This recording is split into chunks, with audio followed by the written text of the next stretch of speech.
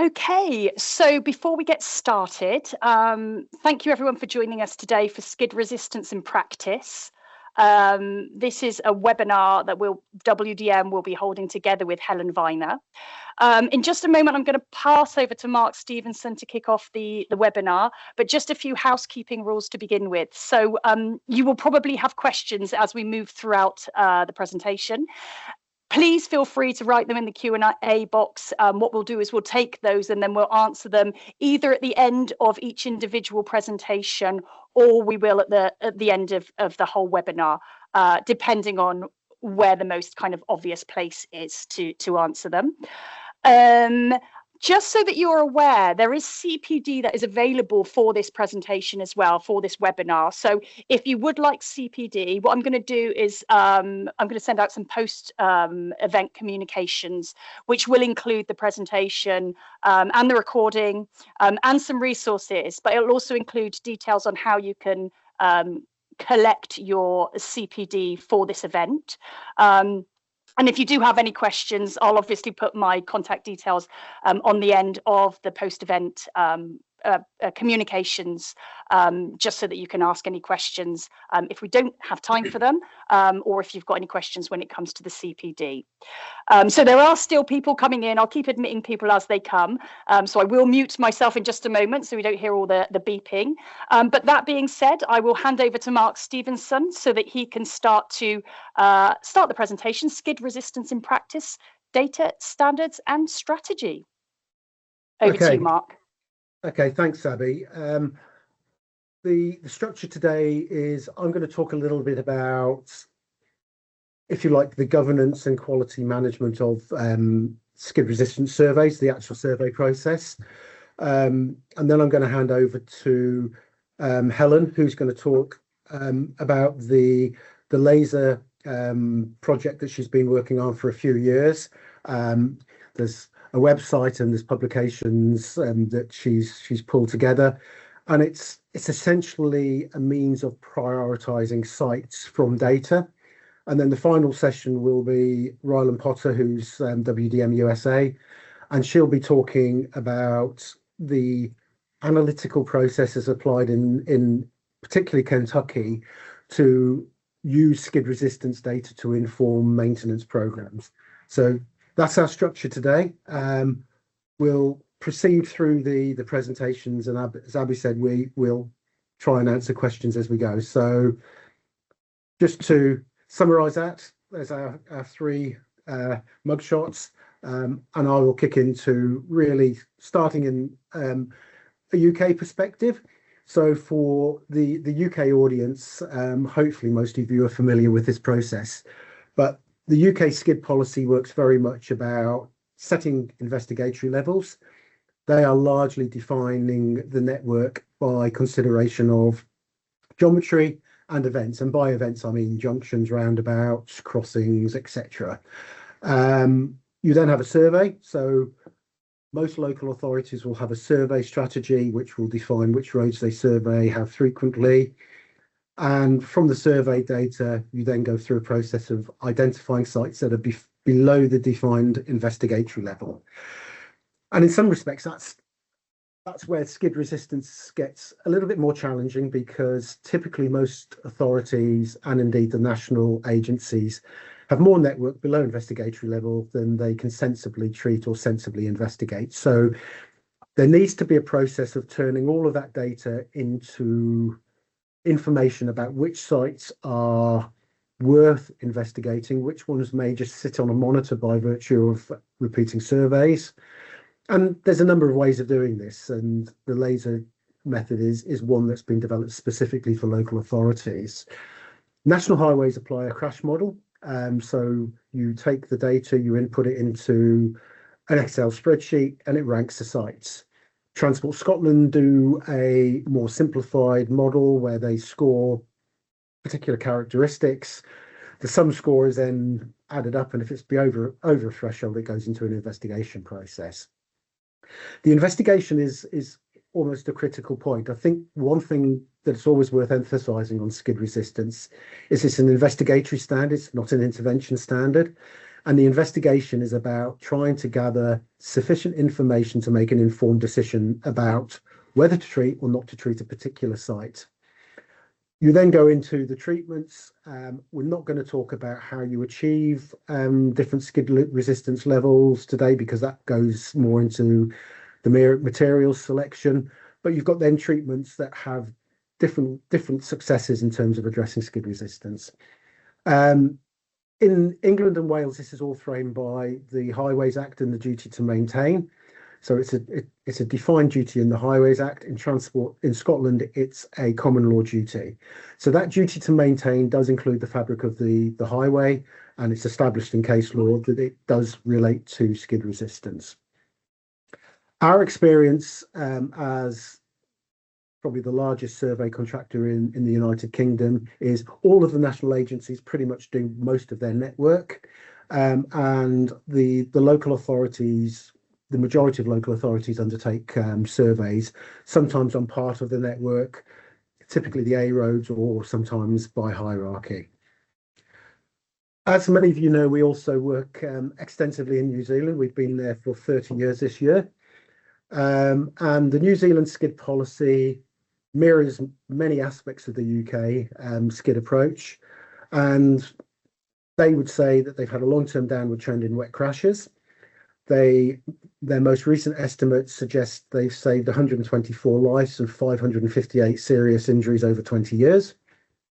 And they have a targeted predictive management of curves. So curves in New Zealand technology is the same as our bends. They have a disproportionate number of crashes occurring on curves. And therefore, they have a predictive model, because one of their mindsets is that if you wait for the crash to happen, you might not get the return on investment that a seal that may last 10 years would provide. But if you've got a predictive tool that characterizes crash curves by crash risk, you can go and intervene ideally before the crash occurs. And they claim a benefit cost ratio of 6.8, which is pretty positive. In the background, they have a number of tools they apply. They have an aggregate performance tool. So where in the UK we would define the performance of an aggregate by terms of PSV, they look at their data, they consider their data in detail, and they link that back to the skid resistance, and they'll say an aggregate from such and such a place should provide this skidding resistance. One of their forms of failure is flushing, that is binder rise, fatting, whatever you wish to call it. So they have a tool to identify that. They do something called exception reporting, which is almost a method of having a rapid response to low skid resistance. And then they have their more programmed SAL, skid averaging length process, where they prioritize sites. So there's a lot of commonality in terms of the process. Now, hopefully the video will work if I don't slip through the slide too quickly. No, it's temperamental on my screen. So this is a scrim carrying out a survey, and what I'm going to talk about in the next few slides is essentially what is happening in this area here around the skid wheel. For the observant of you, you may see there's also a laser in front of the skid wheel, so that's collecting texture data and roughness data. But what we're really going to talk about is how do you control what that system is doing? If you take the texture laser, it's an electrical system, so you have reasonable confidence that it won't drift or change significantly over time in terms of how it measures. However, the scrim mechanism is an electromechanical. It's made up of a lot of components, and all of those components are critical to measuring skid resistance. And I'm going to talk through the UK methodology. It's common to New Zealand in principles, and also what we do in the States. So firstly, you've got BS 7941, and part one is sideways force coefficient routine investigation machine. And it describes the equipment, the test wheel, the tyre, how the water supply should be applied, the flow rate, the measurement control, the calibration of the equipment, and the distance calibration. In the UK, then, we've got a document which is the accreditation and QA of sideways force skid resistance devices. Subtle change in terminology there. And again, it's about the equipment. So it's about checks on the equipment.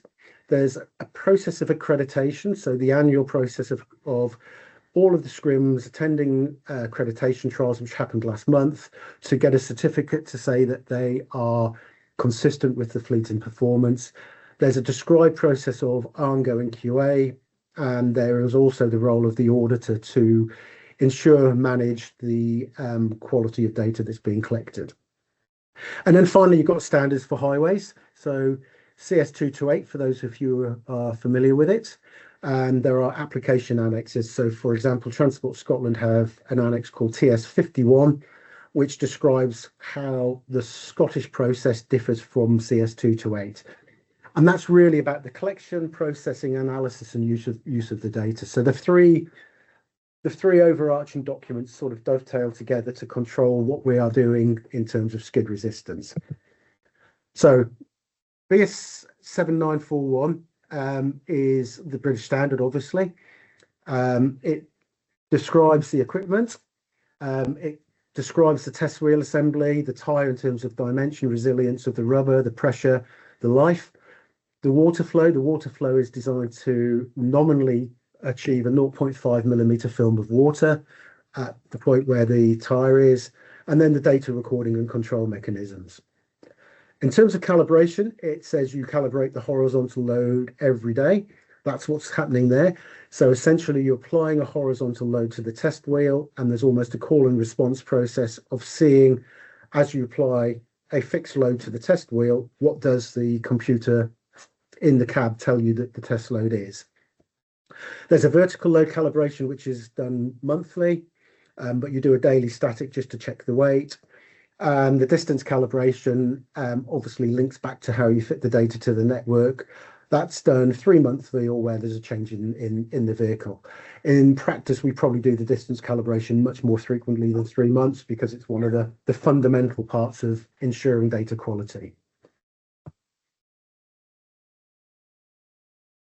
These are just samples of some of the calibration certificates. So if you have a WDM survey sitting in the background, there are calibration certificates for the equipment. You've got the load cell calibration. On the screen, you've got a temperature calibration. So in New Zealand and America, we measure road, surface and tyre temperature. So it's calibration of the equipment that's doing that. You've got an accelerometer calibration. So on the laser that I showed you, there's an accelerometer. The purpose of the accelerometer is to help measure roughness. So it's a calibration of that. And then finally, you've got the inertial platform, which is the GPS unit. So it's basically ensuring that the GPS is being collected accurately. For us, this is a really important part of the process of controlling the quality of data, making sure the equipment is in calibration, that you've got traceability to calibration records. And we do the primary equipment, that's the equipment on the vehicle, but we will also calibrate all of our spares. So all of the load cells that we don't use on the machine at the time will all have gone through the calibration. And it's part of the annual servicing as well. Then in terms of daily records, we have this. This is one of our forms from New Zealand. So it's a calibration record, and it details the operator's daily checks. So the daily test wheel calibration, the temperature sensors, a visual check of the water flow, the tyre condition and pressure, and that will be done every time a tyre is changed. The data recorder, fairly basic. Is it actually recording data? Is the video pointing at the road? Is it clear? Is it in focus? Is the GPS picking up a signal and working? The vehicle integrity, so is the vehicle in good working order? Are the Chapter 8 or other signing on the vehicle legible, clear, clean? And if lasers are fitted, are the lasers working? So that's the daily check. We also have weekly and monthly checks we do as well. In terms of accreditation in the UK, there has been some research to look and see whether it's possible to develop a test surface that doesn't change over time. That research wasn't concluded, so it's made some recommendations which have never been followed through.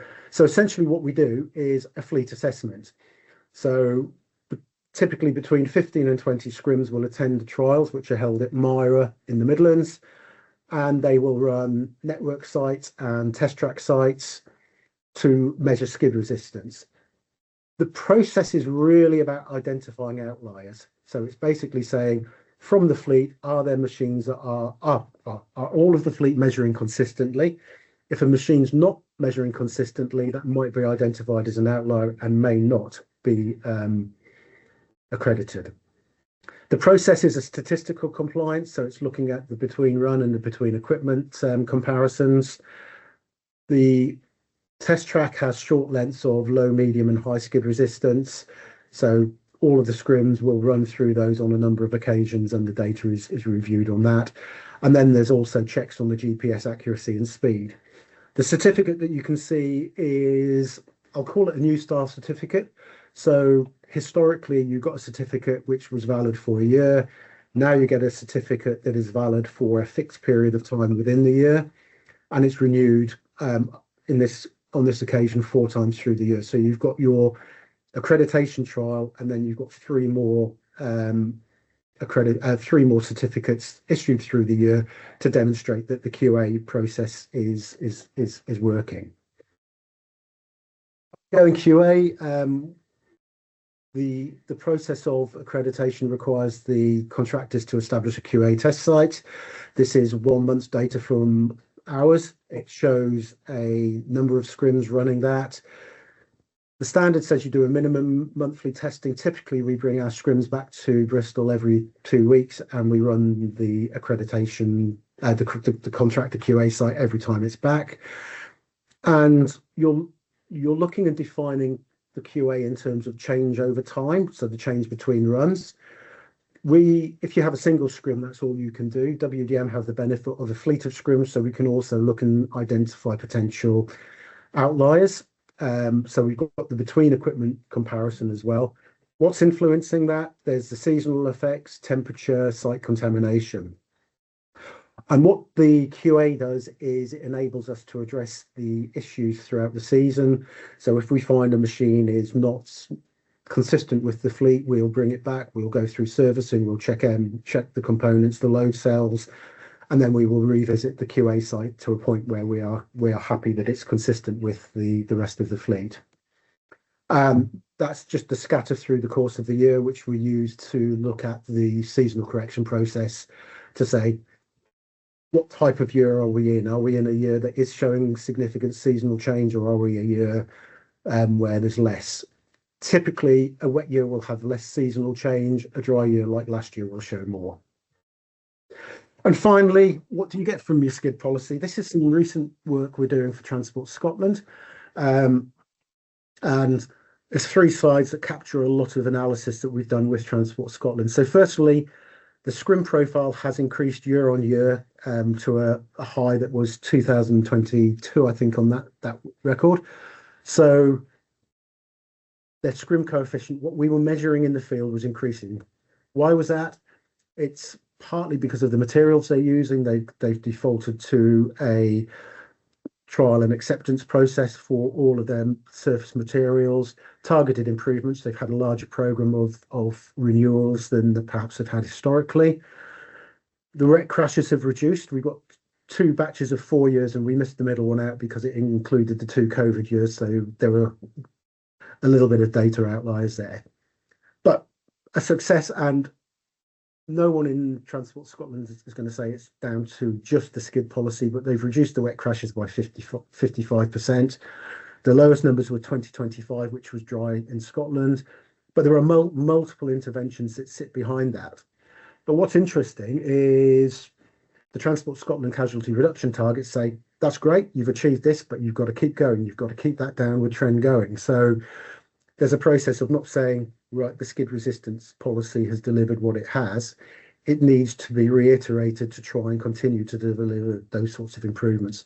And finally, there's just a comparison of wet crash rates by site category. And I think what's really encouraging is there's a significant reduction on the higher risk sites. And again, there's a lot sitting in behind that. It's not entirely due to the skid policy. It can be part of route-based strategies and other aspects.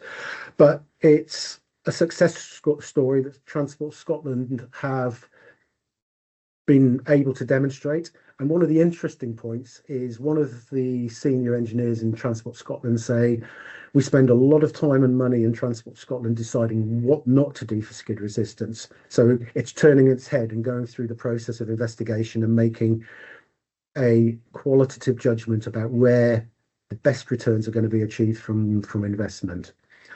Now, hopefully that dovetails me nicely to Helen, who's going to take control and talk you through the laser project that she's been working on for a few years. Helen, just before you start, I just want to apologise to those of you who haven't been able to see the slides. We've got a little bit of a bug, I think, when it comes to the Teams app version. I will be sending a recording of this with everything in it and the slides as well as a PDF. Apologies for that. I think we might have managed to get it to work now, but bear with us if we don't. Helen, as Mark's handed over to you, if you could just on the top button, on the top of the presentation, if you can just switch that on as well on the top right button, that would be great. I think that will kind of help, if that makes sense. I'm not sure which button you're referring. I can share my own content from my screen, but that sounds good, Helen. That'd be great. Thank you very much. Okay. No, I don't think you want that view. Let's try a different one.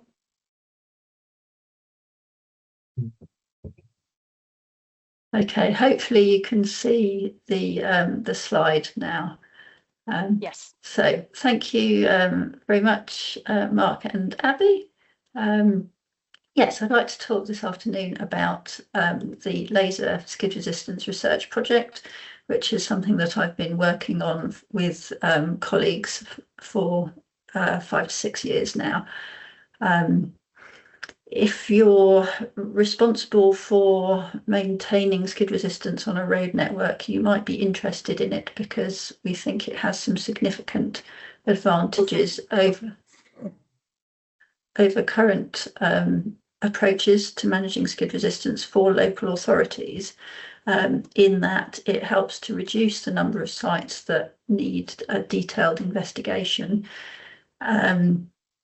And we believe there's evidence that suggests it will identify and prioritise the sites that are more likely to deliver safety benefits in practice. So this is a project that has been led by Derby City Council in the UK, and we've received funding from the Road Safety Trust to put it into practice. I've been acting as the lead investigator from Enadamus Limited, and have also had quite a lot of help from ZACE PTS in manipulating the data sets available. And we've had a whole load of different local authorities that have been involved with us, which have been very helpful, contributing their data, and in phase 2 carrying out skid resistance treatments as well for us to test the effects. So when we started this whole process back in 2020, it was with a realisation that in the UK we've got a really well-established process for managing skid resistance. But when applied by local authorities, it often results in an unmanageably high level of sites being identified that need further investigations, and that requires a degree of further prioritisation before it gets to a level that's manageable to conduct detailed site investigations. And actually, from a local authority perspective, there's a lack of evidence that the approach is applicable. The research that underpins the national skid standard was all carried out on national roads, which are very different in their characteristics to local roads. And so that lack of evidence was really undermining the application of a proper risk-based management approach in local authorities. So where we started with our funding from the Road Safety Trust was to model the effect of skid resistance on local roads, and from that develop a way of justifying and prioritising treatments to improve the skid resistance. So we were able to put together a data set from 11 local authorities, just over 5,000 kilometres of network length and 13,000 collisions, and this is one of the ways in which we analysed the data. So Here we've plotted the collision rate for lengths of road in different skid resistance bands, and if you look at the orange plot, you can see that the observed wet accidents on this network tends to increase as we go to sites with lower skid resistance. That's as we would expect. We're also seeing a similar increase in the number of the collision rate for total accidents. That's not quite as steep, and so the percentage of wet accidents that are occurring is gradually increasing as we're going across to the left of the screen. And all of that is sort of as we'd expect, and is supportive of carrying out skid resistance treatments to hopefully result in an improved safety. But a limitation of this approach is that we're never quite sure we're comparing like with like, so we're not taking any account of the actual characteristics of the sites in each band, which could be very different. And so we've developed here the concept of excess wet collisions, where we're using the proportion of wet collisions that occurs on the sites with the very best skid resistance to estimate what we should be expecting on sites with lower skid resistance. And what we're seeing is that the number of expected wet accidents at low levels of skid resistance is rather lower than the number that we're actually observing. And so this gap is our excess wet collisions, and these are the collisions that we hope will be tractable by treatments to improve the skid resistance. And we've applied this approach for 4 different site categories, so quite a simple approach. And in each case, you can see that the excess wet collisions tend to increase as we get towards the left-hand side of the screen. And what we've done is drawn a threshold level at the point at which we start to see that increase. And then we've defined the slope, so the rate of the increase that occurs below that threshold level. A couple of interesting things to point out. Firstly, for junctions, unlike the other site categories, there doesn't really seem to be any increase in excess wet collisions until you get to very low levels of skid resistance. And conversely, roundabouts, we're getting a very steep trend and a high threshold suggested, but our data is the smallest for this subset of the network, so not 100% confident on that one. So based on this evidence, our next step was to try and develop a prioritization tool, and this has got 2 elements. So first of all, we're using those models, the slopes of those trends in excess wet collision rate, to predict the benefit that we get from treatment. So that's making an estimate based on the site category, the traffic and the extent of skid deficiency, what the benefit in terms of the reduced collisions is going to be if we improve the skid resistance. And therefore we can define an estimated cost-benefit ratio for treatment that reflects the average behaviour of that type of site. Secondly, we've come up with a new approach for assessing the collision history at individual sites, and that's based on the total and number of wet collisions, and we've called it relative likelihood of wet collisions. This is a type of probabilistic measure, and it reports on a scale of 0 to 100, where 50 is the mid-range where you have no collision history. Higher values indicate a larger proportion of wet collisions and a higher likelihood of future wet collisions. Conversely, lower values indicate a lower chance of wet collisions. And the advantage of this method over the traditional approach of reporting percentage of wet collisions is that it gives you more information for sites where we've got really small numbers of collisions. So the proportion of wet collisions is great, but it doesn't work on sites with small numbers because the values aren't meaningful. If you've only got 2 collisions, then you've only got 0, 50% or 100% wet, and none of those is going to be very reliable. So we compared for Derby City Council these 2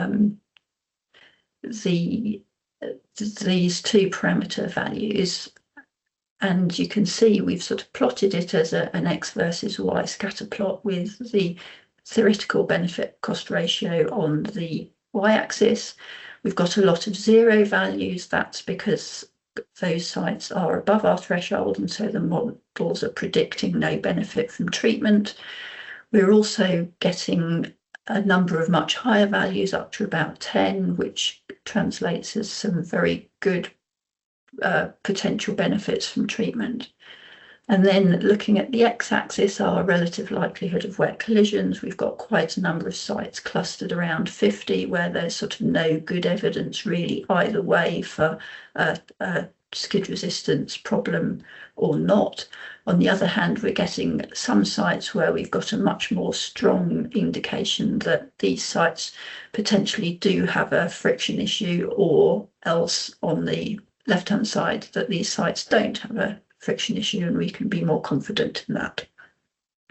So these two measures give our priority banding from priority 1 in the top left, where we've got high theoretical benefit cost ratio of treatments combined with a collision history on that site that's indicative that there could potentially be a friction issue, through to our priority 6 on the bottom left, where we've got zero predicted benefit and no evidence of there currently being any collision issue.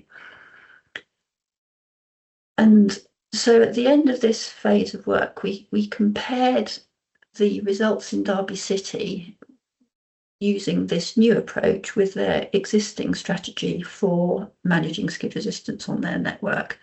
And there's a fair degree of overlap between the two methods. So the two methods agreed on prioritising 27 out of their nearly 900 sites and on rejecting just over 600. But there's some really interesting differences in the middle. So for 34 sites, these were picked up by our new laser method, but they weren't by their current strategy. And these sites were a mixture of non-events and roundabout sites with really quite high percentage of wet collisions compared with the baseline for Derby City as a whole. And that's suggesting that these sites really could benefit from better skid resistance.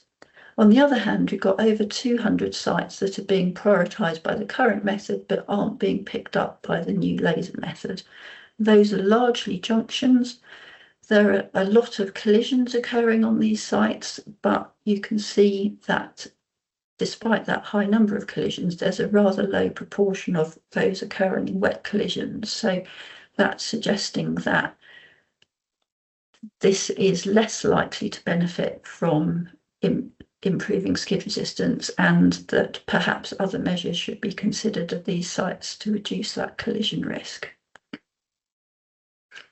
So this was all encouraging. We had developed this method, but it's all currently theoretical. So we moved into phase 2, where we were able to pilot this study with a slightly different group of local authorities who were able to do treatments to improve skid resistance at over 70 sites, and we were able to monitor the collision history for 5 years before and 2 years after treatment, and in each case matching up our treatment site with one or more additional sites with similar characteristics but where no treatment was carried out.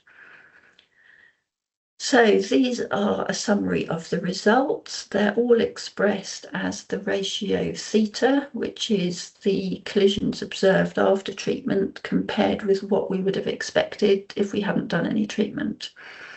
So any values less than 1 imply a reduction in the number of collisions in the after period compared with what we were expecting, i.e. an improvement in safety.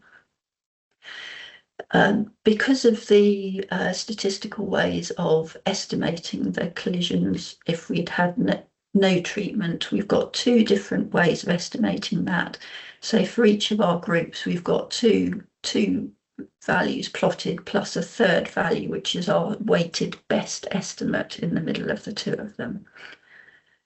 So you can straight away see that all of the sites have theta values below 1, even the comparison sites where no treatment had occurred. and that is actually consistent with trends in GB road safety data over that period. You can see in the graph at the bottom that the reduction in collisions occurring in GB as a whole is quite closely mirrored by our project sites, and so we're confident that that's the reason for those values appearing below 1. It's also very interesting that on our treatment sites, we're getting a very similar result for our dry collisions compared with the untreated lengths. So there's no benefit in terms of dry collisions of the treatments, and that's also as we'd expect, because in skid resistance, we're talking about friction in wet conditions. Conversely, on our treated lengths, we can see a really big reduction. So that translates to about a 27% reduction compared with the untreated sites in wet collisions. So we're getting a really good result there. And that's for all of the site lengths, whereas in practice, our practical treatment lengths have included some areas where the skid resistance wasn't too bad to start with. So if we look at only the sites where there's been a decent improvement in skid resistance, then we're actually getting close to a 40% reduction in wet collisions. And we think that's a really significant finding. We've tried to unpack this a little bit more. I don't have masses of time today to go through this in detail, but there's a lot of detail on the research reports available on the website. But just to summarise that, in general, we're getting lower theta values, i.e. bigger reductions in wet collisions for sites where the skid resistance was lower to start with. And for junctions and crossings, we're not really seeing any benefit as a result of the treatment at all. So nothing there that contradicts our phase 1 recommendation for a lower threshold. Conversely, bends and gradients, we weren't seeing any collisions at all in the period after treatment. So those treatments appear to have been really successful. And then just to look at our laser treatment, our laser prioritization strategy, if we compare the results on the high priority 1 to priority 3 sites with the results from the lower priority sites, we see that there's much lower theta values. So a theta of 0.4 is a 60% reduction in wet collisions for those sites, compared with a 1.0 reduction, i.e. no change, for our lower priority sites. So we've got a reasonable amount of confidence that our prioritization methodology is actually pointing us towards sites that can deliver a safety benefit, and a bigger safety benefit than some of the other categories that appear below our thresholds. So overall, to summarise the findings, treatments were effective in reducing wet collisions, greater effects where the skid resistance is lower, bends and gradients particularly successful, and as a result we've increased the threshold that we're recommending for those. Not so successful on junctions and crossings, but in spite of that, we felt that a threshold level below that for non-event sites wasn't really tenable. So we've increased the threshold there just for parity with non-event sites. And roundabouts, although the findings were somewhat ambiguous due to low sample size, we'd also observed that it's quite difficult to achieve a value of 0.5 in practice. So for pragmatic reasons, we've reduced the thresholds there as well. So we think the laser method is effective, and it's got several advantages over current approaches, which are just summarised by this slide. This is bringing it right up to date. So this is 2 local authorities that are comparing their current approaches with the laser method for the 2025 survey data. And you can see that in the top pie charts, there's a lot of orange. So there's a lot of junctions and crossings being identified, and we think they're probably less likely to deliver safety benefits. There's also a very large number of sites being identified, over 1,000 in both cases. So we need some method for reducing those to a manageable level. And without the laser approach, then we're resorting to arbitrary measures, such as we'll only look at sites that are below a certain lower skid resistance threshold, or we'll only look at sites where we've had wet collisions. And the real problem with that approach is that as soon as we're saying we're only looking at sites with wet collisions, then we're effectively saying we're waiting for people to get hurt before we take action here. So the laser method provides us with a way of balancing the preventive maintenance with the reactive maintenance, where we can respond where we do think we've got a higher risk of wet collisions. And the final nail in the coffin to me is that if you look at the percentage of wet collisions on the sites being picked out by current methods, it's actually not very much higher than the background for those authorities as a whole, whereas for the laser approach, we're looking at sites that have got a higher proportion of wet collisions, and therefore hopefully a higher likelihood that those sites will be improved by skid resistance treatments. So just to conclude then, this method is publicly available. There's a whole heap of resources if you'd like to put it into practice on the project website. All of the results of the research are published in detail on that website.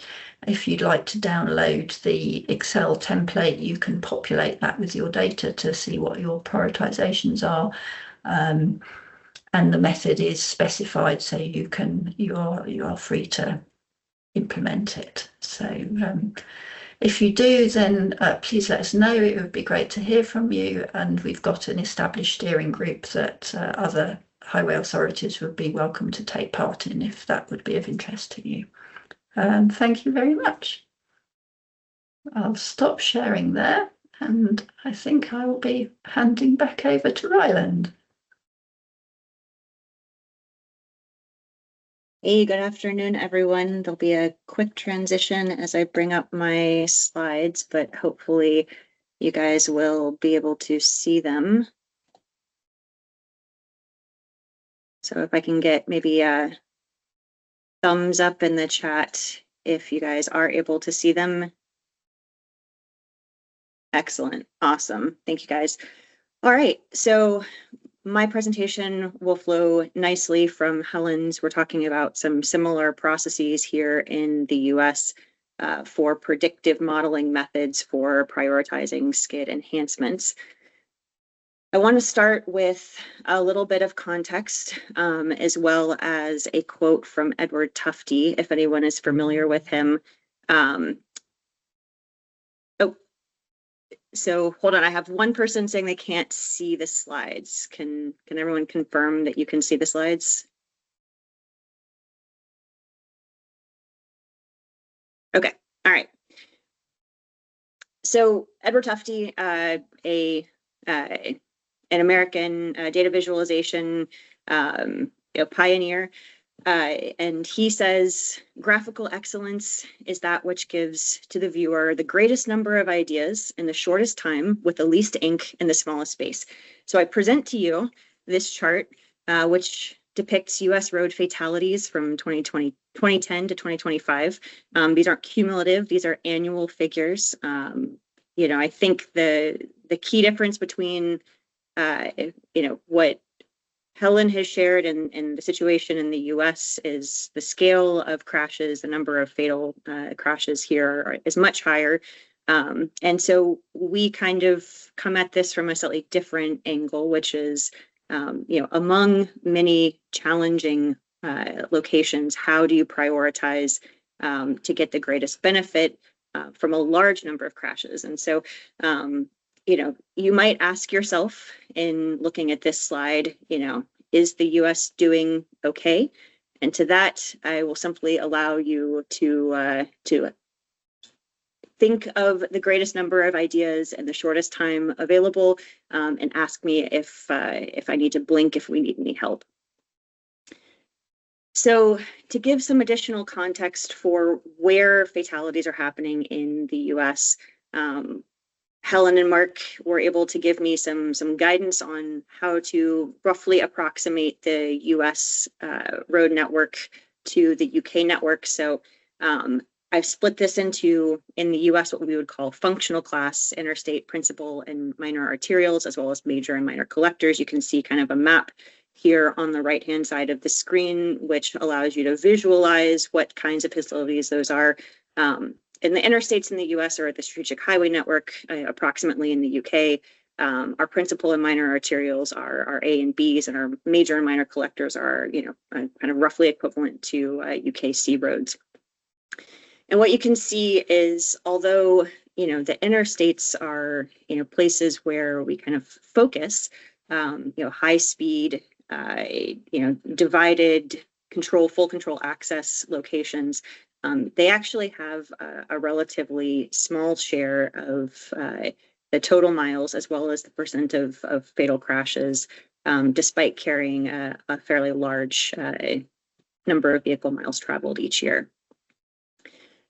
Conversely, our principal and minor arterial roads, which are also a fairly large number, right, carry roughly double the VMT, have a much higher percent share of the fatal crashes.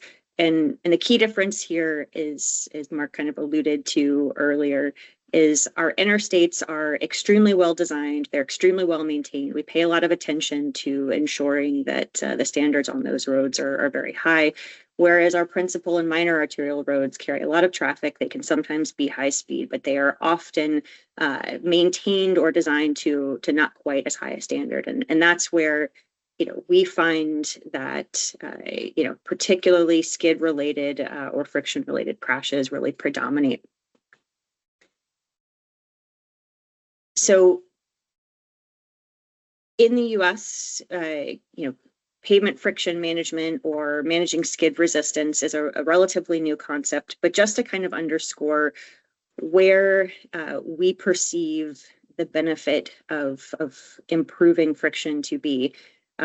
This chart came from some work that Federal Highways did, establishing what we would call safety performance functions and crash modification factors across a number of different states that began to collect continuous pavement friction data back in 2015.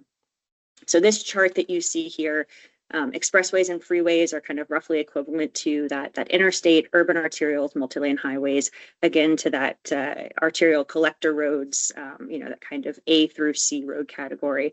And what they found across 6 different states, 6 different contexts, different traffic patterns, different environmental conditions, different, materials patterns, different kinds of, maintenance strategies or budgets.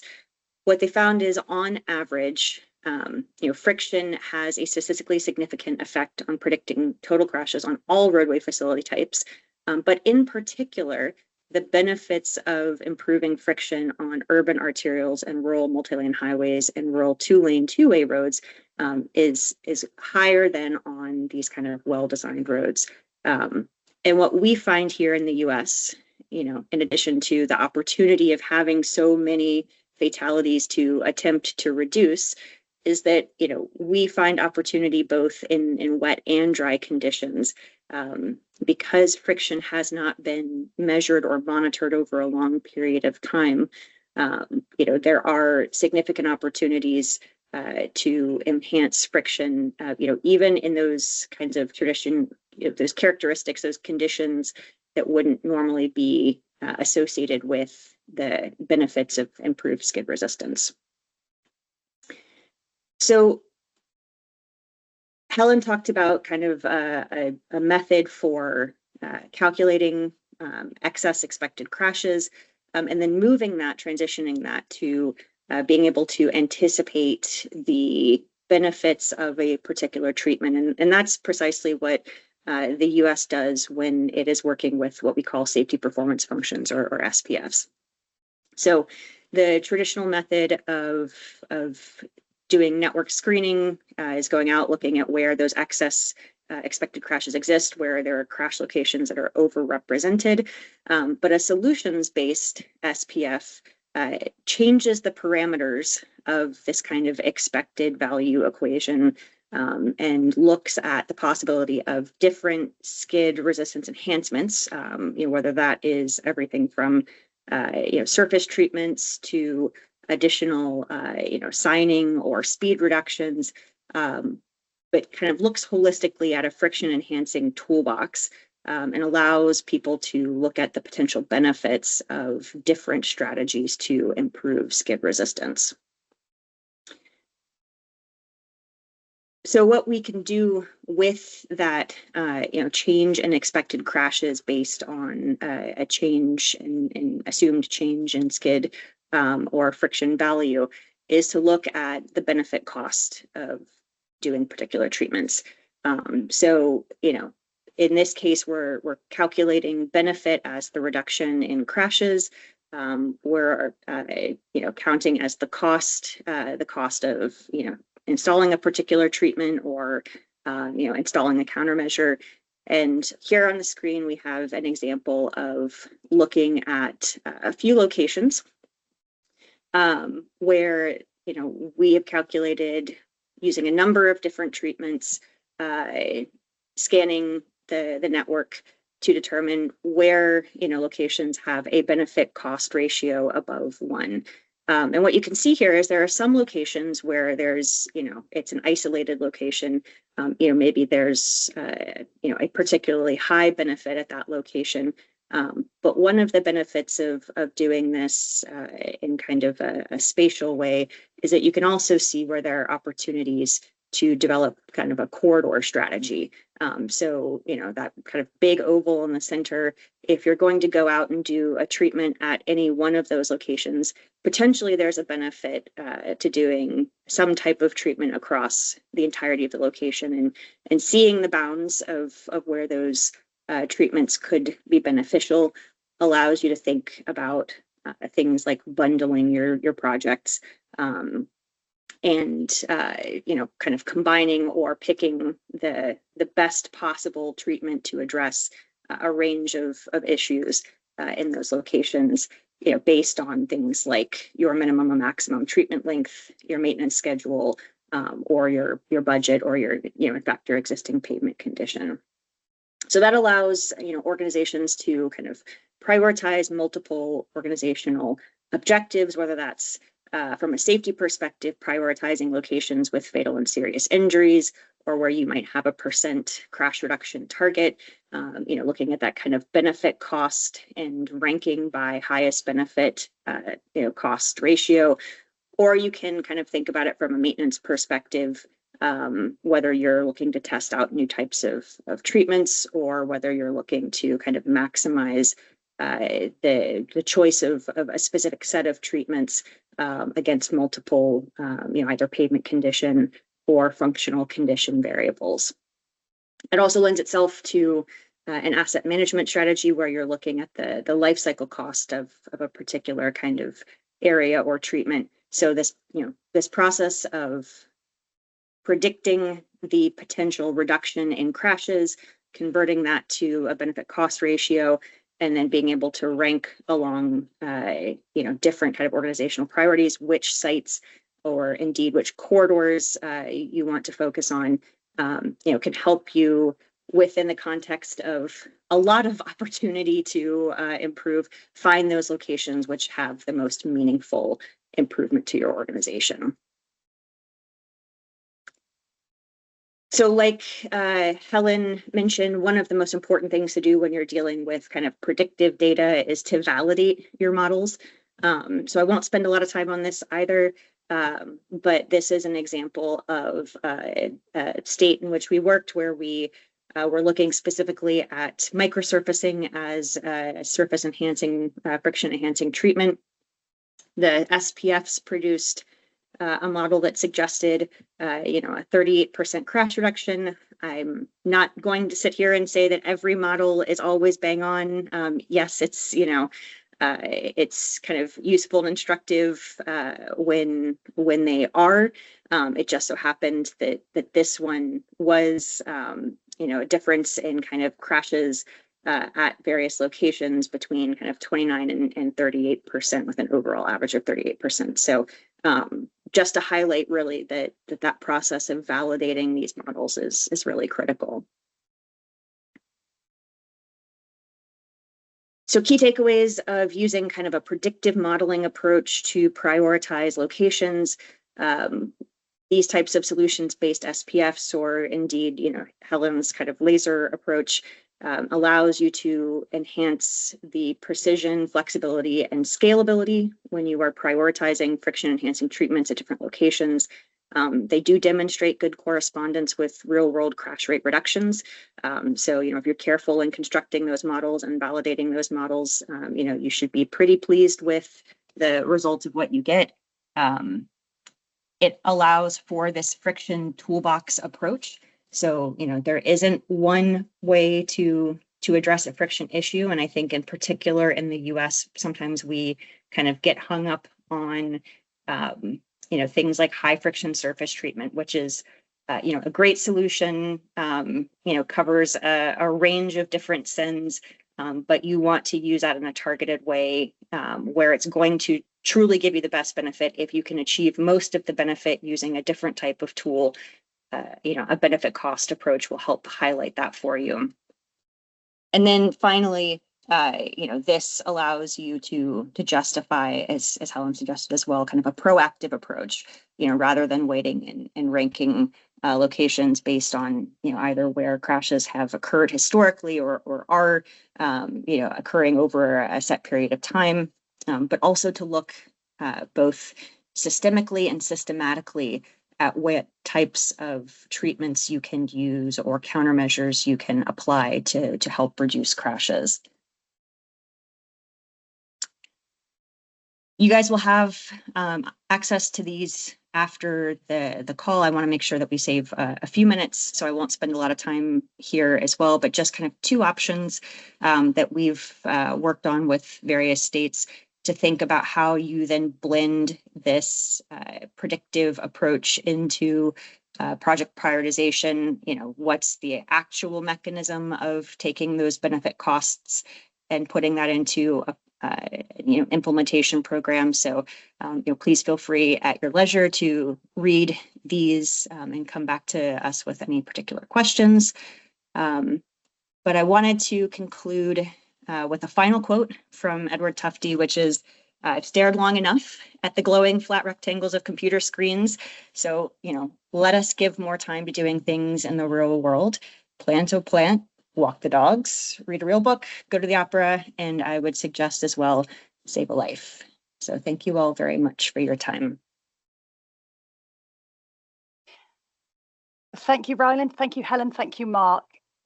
And once again, thanks everyone for bearing with us just with those few technical issues that we had at the beginning there. If you can't remember or you hadn't yet joined, I did say that I'm going to send the recording of this, so hopefully that won't be impacted by any of the technical issues that we had. Also a PDF of the slides, so you will be able to have access to those. We have got a couple of questions. I know we're nearly at time, so I appreciate that some people may be dropping off now, but I will just go through the couple of questions that we've had. And if you do have anything pressing, feel free to drop it into the chat now. Or as Ryland said, you can contact us directly. I will provide contact details when I send out that post-event communications with the resources. So if I just dive straight into some of the questions that we've had, I think this one's for Helen. This is from Ian McConaughey, and the question is, why is laser approach not recommended for high-speed trunk roads? Is there a hybrid approach available? Helen, turn my microphone on. Thank you. Very good question. The laser approach was developed specifically for local roads because that was where we saw that there was a gap in evidence. There's no fundamental reason why it shouldn't be applied to other road networks. I think it would need to be recalibrated because the slopes in particular define the level of benefit that we expect as the skid resistance deteriorated, and that may differ for different networks, but I would expect it potentially could be applicable. Yeah, Abby, I was just going to add that I think the question is probably coming from Northern Ireland. So the Northern Ireland Road Service managed the trunk road network and the local road network. So there may be, as Helen said, some commonality between the two networks where the laser would work. I guess certainly in England, I think National Highways have quite a mature process to manage skid resistance through their agents and their contractors. So potentially the Northern Ireland network presents a slightly different challenge, and I suspect that the principles will certainly be transferable, but it may be at the higher end of the Northern Ireland network, the trunk roads, that, as Helen said, you might just want to recalibrate the approach. Thanks, Mark. Mark, there was a question here from Barry in the chat. I think you've answered it, but I'm just going to recap it here, just in case anyone's interested. So, do the collisions classed as wet conditions distinguish between those occurring in wintry weather, where although wet, freezing may be a contributing factor? Yeah, so I just put in the chat that generally the Stats 19 data, where the crashes include ice or snow, those would be excluded from this analysis, because obviously that is probably perceived as being the contributory factor. As always with Stats 19 data, it really just relies on the quality of the data collection on site at the time of the crash to determine that. But certainly, whenever we've done skid resistance crash analysis, we would exclude those that have flagged. I think there's a surface condition flag, if I remember, which is dry, contaminated, wet, or ice snow. So you would remove potentially the contaminated as well. Great, Abby, thanks, Mark. I noticed earlier that Tim Creswell had his hand up for an extended period of time, so I don't know whether it's no longer raised. He may have taken it down. Tim, if you would like to say anything, you can unmute yourself if you've got a question.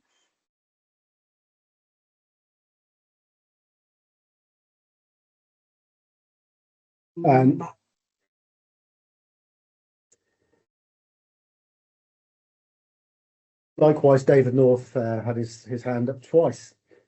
Did he? So what I can do is I'll just go through and I'll unmute David then if he's got a question. Can I unmute him?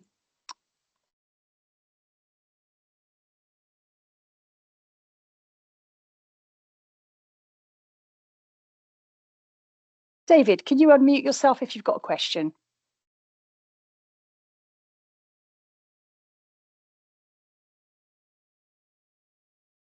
Sorry, I was trying to get access to the images. It kept on dropping off during the presentation. That's mainly what I was putting my hand up to say. I kept on we'll losing make sure you guys. get them, David. All sure. Right, thank you. Okay, thank you. Thanks. Okay, so no one else has got any hands up. Thank you so much, everyone, for joining us. Like I said, you will get everything emailed to you. So if you did miss anything or if the technical issues did affect you in any way, it should all make sense when I send them out. And again, any questions, please do get in touch. I will make sure that the contact details are on that post-event email. Thank you so much for your time. Yeah, thanks for joining us. Thanks all, and have a good rest of the day. Bye-bye.